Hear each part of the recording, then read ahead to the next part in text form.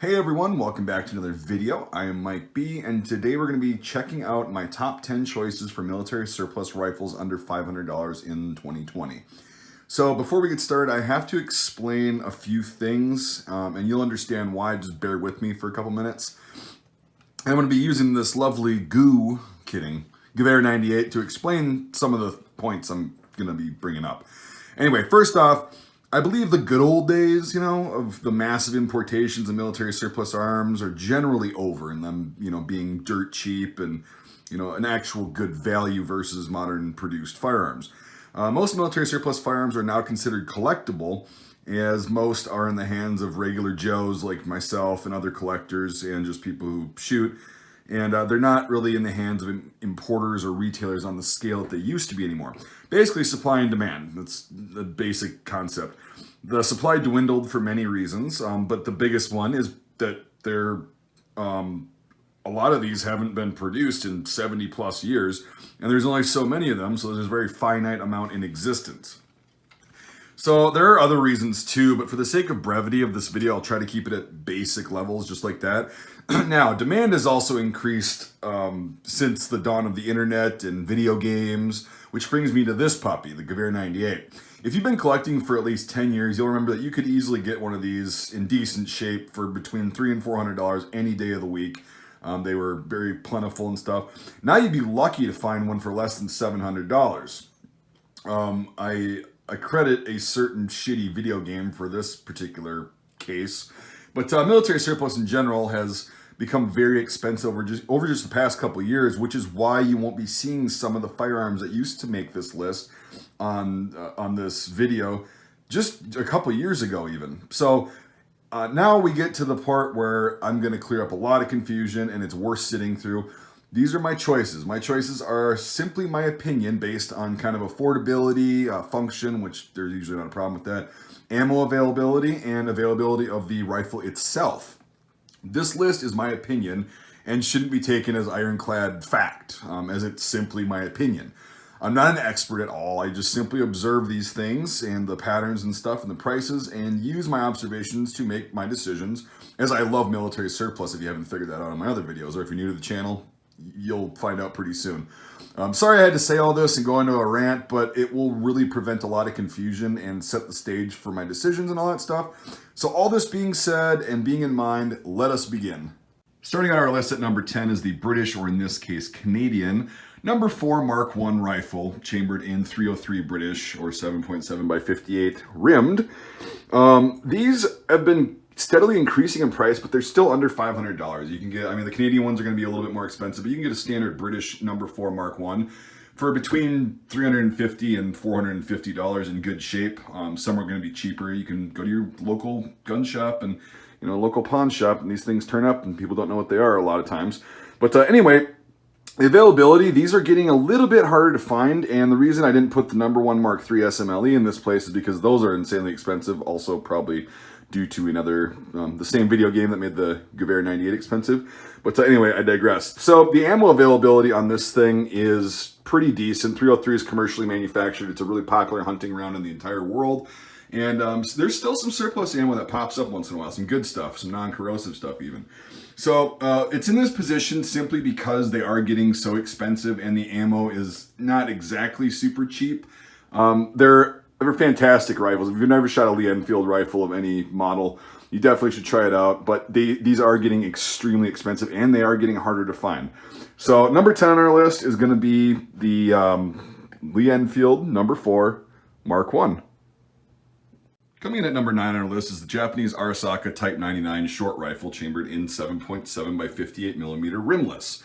So this thing is it's gotten a little bit more expensive in the past few years because people realize that these actually are not pieces of crap. They're fantastic firearms, like I've talked about in many of my videos. They're very strong action, very safe.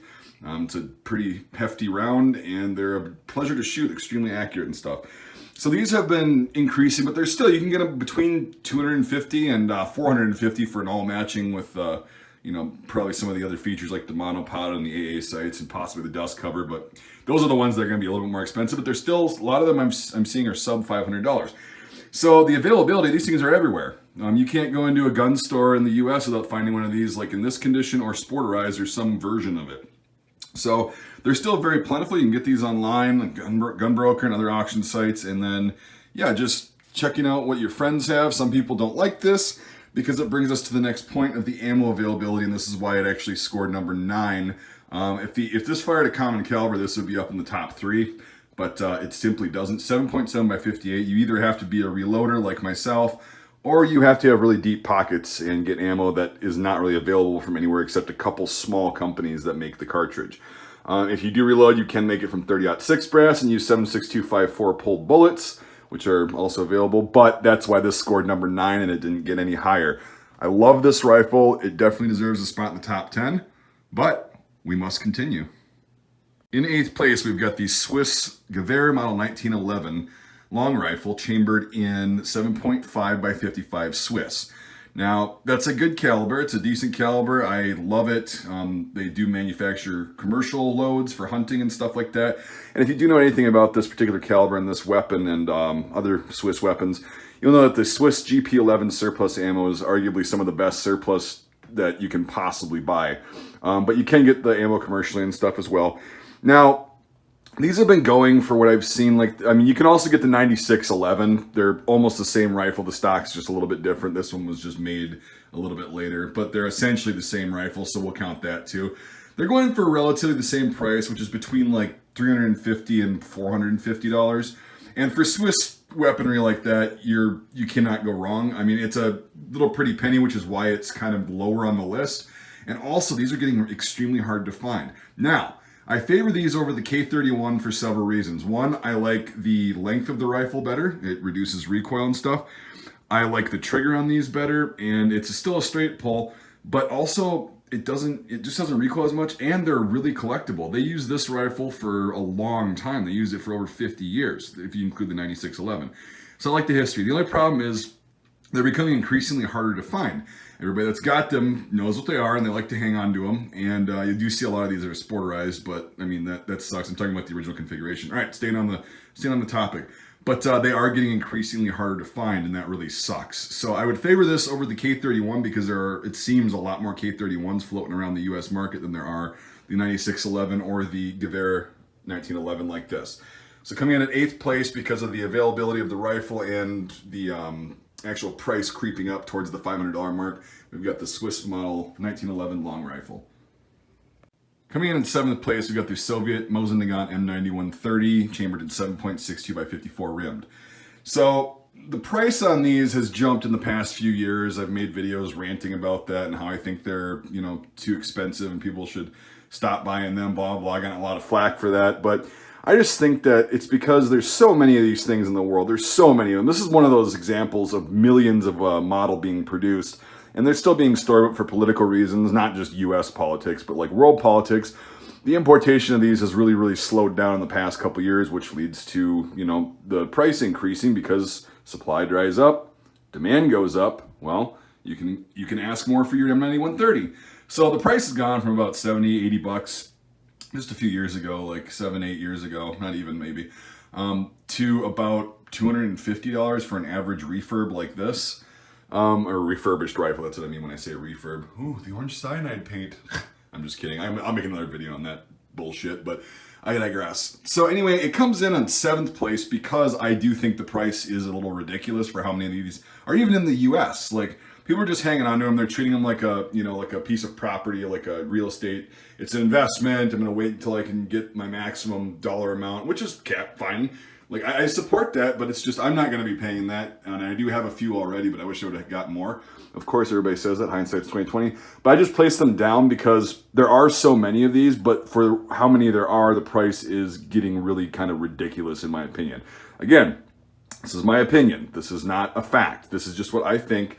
They're still reliable rifles. You can disagree all you want and call them garbage rods. Again, I've made videos on that too. Go check those out. But for what they are, they work. The ammo is readily available, and it's really kind of affordable too. Surplus has got a little more expensive, but hey, Anyway, so this one was going to be a little bit of a longer rant, but I had to just kind of explain why this is in 7th place and it's not up higher. I don't think the value on this is there for what it is either. Like, there are better rifles out there, I will admit. Again, it works, and I just don't think that they're worth what people are getting for them nowadays, but who am I? It doesn't matter. I don't determine the price. People do. So, all right, number 7, we'll be moving on right now to number 6. Number 6 on our list is the Spanish model 1916 Mauser carbine, and I'm going to be talking specifically about the ones that were rechambered and rebarreled to 7.62 NATO, because that really does play a factor in why it's actually pretty high up on this list. It's not lower than some that you'd think, and so it's chambered in 7.62 by 51 NATO. I don't know if you could run 308 through it, but it's chambered for 7.6251, so that's what I run through it. I don't even want to get into that debate. And these were really cheap a couple years ago. J&G Sales got a ton of these. I think they were from somewhere, I don't remember. Anyway, these were under $200 with shipping, and they're CNR eligible. I think this one was a grade 2, so it was closer to like 150 bucks shipped. You can see it's missing the little nut right there on the cross section and whatever. But I have fired this rifle. It's very accurate. It kicks a little bit because they are so short. But the reason I put this up here is the availability of ammunition. 7.62 NATO is one of the most popular calibers in the Western world. Readily available, it's a powerful enough cartridge, and I like the functionality of this gun. I mean, the Mauser action is not exactly super smooth on this one, it's not Mauser's design, it's just these were used and not stored very well. I just have to get a good cleaning. I don't really care for the sights that much, but it is so small, it would make an excellent brush gun for hunting, which is a function of military surplus. That's why people used to buy cheap surplus guns. You get the ammo for it, you don't have to spend $500 on a brand new rifle and then another $500 on a scope, minimum. You can just go and pick one of these out for $200 and you've got a nice brush gun. So that's why I put it at number 6 in this list. So yeah, I don't know, maybe I surprised a little bit of you, or a few of you, but yeah, Spanish 1916 Mauser rebarreled and rechambered in 7.62 by 51 NATO. Moving on to number 5. Number 5 on our list is one of my personal favorites. If you've watched my other videos and heard me rant a million times, is going to be the Czechoslovakian VZ24 Mauser, chambered in 8mm, 8x57mm. So the price on these has also increased in the past few years. I've seen some going for a lot of money. I've seen some like this one not going for so much money. You can still get lucky on this. You can get these for between, well, this one I paid $200 for. You can get these for between $200 and I guess $450 for a super nice desirable one. That's what I've been seeing them go for.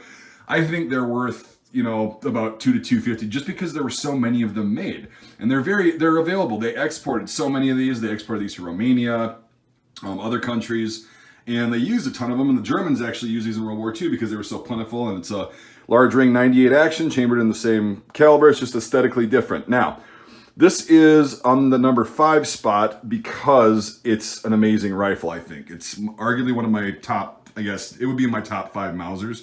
I do like Mausers, I'm very partial to them, but because there's so many of them, and they're still not that expensive for what you're getting, I would recommend this at the number 5 spot. So yeah, that's really all I've got to say about the VZ24. It's a powerful cartridge. The ammo is widely available. It's, it's 8x57, so, you can still get that. A lot of commercial loads, and there's some surplus still floating around. So, yeah, number 5 on our list is the Czechoslovakian VZ24 Mauser. Ah, yes, number 4 on our list. One of my personal favorites as well. You'll kind of notice a trend with these next few rifles. We got the Finnish M39 Mosin Nagant rifle. So, basically, if you don't know what these are, the bolt, magazine, and receiver are going to be probably Russian, but the barrel and the rest of the wood and all the furniture is made in Finland. These came out in 1939 and saw service until the 1960s. They're chambered in 7.62 by 54. Most of them, I'm pretty sure most of these, they don't have that weird ball D ammo. So yeah, we're just going to say 7.62 by 54 are. And the only reason it's not higher on the list, if you've never fired one of these, they're awesome, is because of the price increase in the past few years. Since a certain company that I'm not going to talk about bought out the last known supply of these, they're now no longer on the primary market, and they're going for between $350 for a really, really rough one, all the way up to the $500 mark. So that's why it's not higher, because it exceeds, or sometimes exceeds, but it stretches the limits on the actual affordability, and the under $500 is a factor in this list. So the availability is still relatively okay, because there were a lot of them, and a lot of people just they get into these because they heard they're great, and then they get out of surplus, and this is one of the first things they sell. That's what I've noticed. That's not a fact. So yeah, a lot of these are still available, but you are going to pay a little bit more than you were a few years ago for these. And it's I don't know, I don't want to say it's worth it, but I really like this. The only reason also it's not higher is it's still a Mosin Nagant action. They're smoother because they did some work to them, but it's still a Mosin Nagant action, and you still got problems with the magazine and all that stuff, but it's not as prevalent as in the Soviet ones. So these are extremely accurate. If you're going to get one of these, they do like 182 grain or 174 grain ammo versus the light ball because it's got a decent twist rate in it, but that's just a little fun fact. So yeah, number four on our list is the Finnish M39 rifle. Coming in at third place solidly is the Swedish M96 Mauser rifle, chambered in 6.5 by 55 millimeter. Now, if you've watched my channel, you understand that I named this my top choice for the best Mauser platform and Mauser rifle ever designed. And there's a bunch of reasons for that, and that's why it's so high. This is probably a personal bias, but I'll explain to you a little bit. So the price on these is actually still pretty good. I've been seeing these at auctions going for anywhere between $250, yeah, believe it or not, to $400 for the super nice ones, and you know, somebody that collects them knows certain markings and whatever. So it might go for a little more, but if you can get one of these that's been used a little bit more than this one for $250, absolutely worth it. The round is available commercially. That's the only reason it didn't get a little bit higher up on this list, is because the ammo you have to look for it online, but it's out there. SG Ammo carries it. It's a great cartridge. It's a fantastic flat shooting, low recoil round, and that's why I love it. But yeah, so the ammo is why it's not quite higher on the list, but the Swedish M96 Mauser is, like I said, arguably the best Mauser rifle ever made. And if you own one or you've ever shot one, a lot of people agree with me on that. So it's a really cool design. I like it. It's still affordable, and the only thing is you just have to get ammo online. So, and these were used from 1896 all the way through the Second World War and a little bit beyond. So just consider that too. It's got a pretty impressive service life. Anyway, coming in at number 3 is the Swedish M96 Mauser long rifle. Number 2 on our list is going to be the SKS rifle. So I'm going to specifically be talking about the recent importation of the Chinese Type 56s from Albania. Yes, they were sent as aid to Albania. They're not Albanian SKSs per se, but they're Albanian used.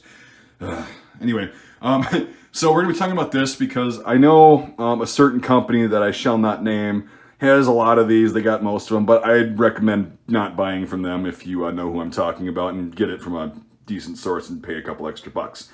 So anyway, I think I paid from AIM Surplus, I think I paid $300 for this, which I know I could get crates of these back in the day for 60 bucks a piece and all this stuff. I get that, but that's my point of this video, is like times change.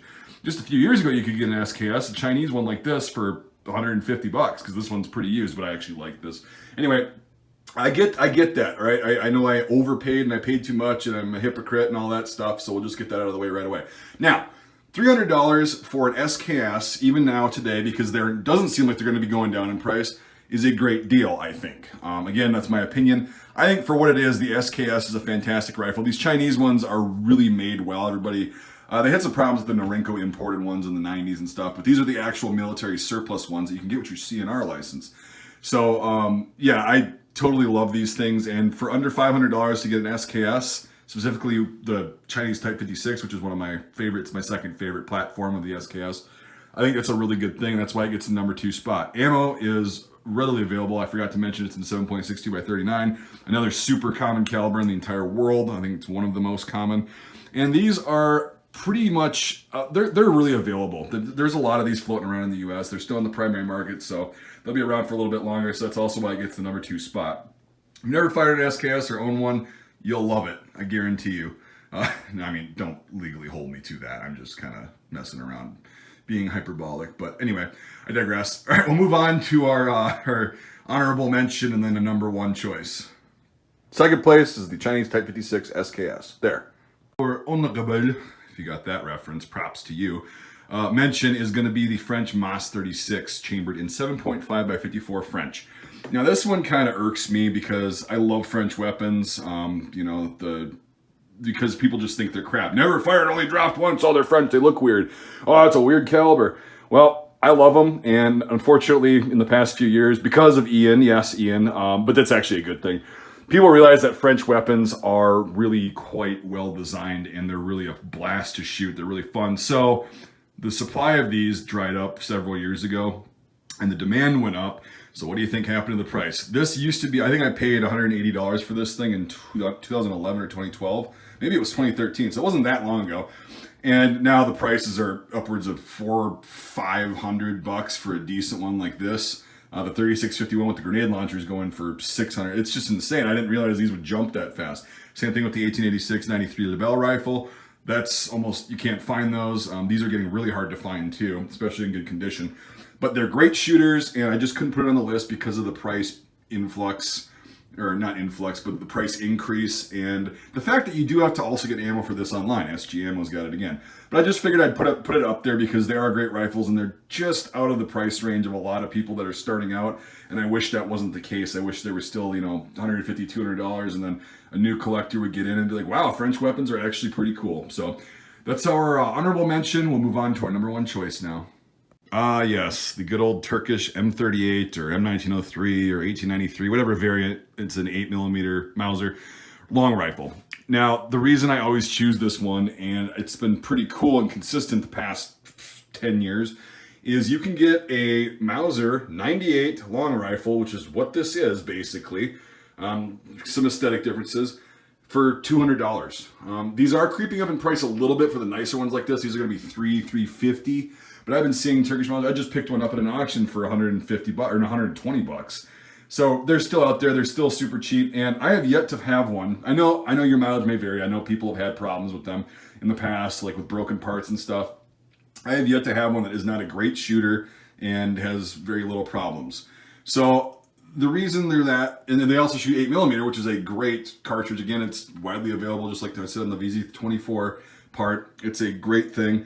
It's widely available. These are also widely available. There was hundreds of thousands of these imported in the 80s and 90s and I think early 2000s. And they used to be really cheap, and now they're still affordable. And everybody's like, oh, well, don't tell people about this because the prices will inflate. Well, it hasn't happened in around about 8-9 years that I've seen.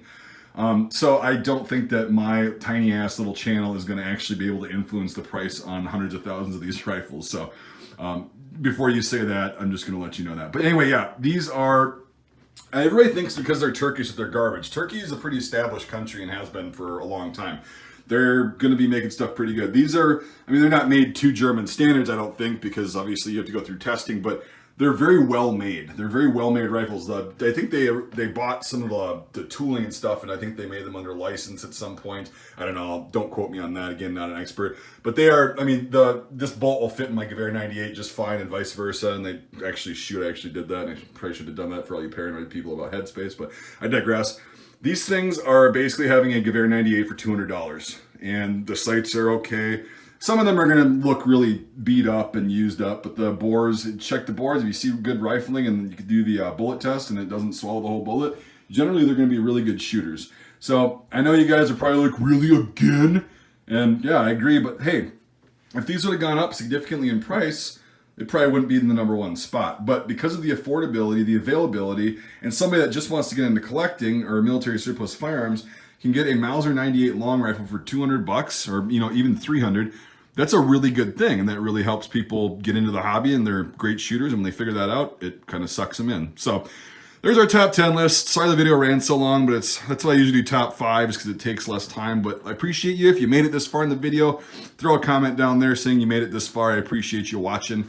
And also, if you consider becoming a supporter on Patreon, it helps support the channel, keep the videos coming. Going out and shooting these at the range, giving you range tests and kind of fun. That costs money for the ammo and stuff, blah, blah, blah, blah. I also do ballistic tests on helmets and stuff like that, and just, yeah, getting cool stuff to educate you guys about. So yeah, consider becoming a supporter on Patreon. $1 a month, $12 a year, $5 a month or more gets you into my Discord server, which is pretty fun. I have a really good time on there. I don't know about my patrons, but no, you guys are awesome. I just want to thank you guys too for making this year a really good year. I've gotten a lot of cool stuff to make videos on. So anyway, thanks for watching, everybody. Consider supporting the channel. If not, I just appreciate you watching.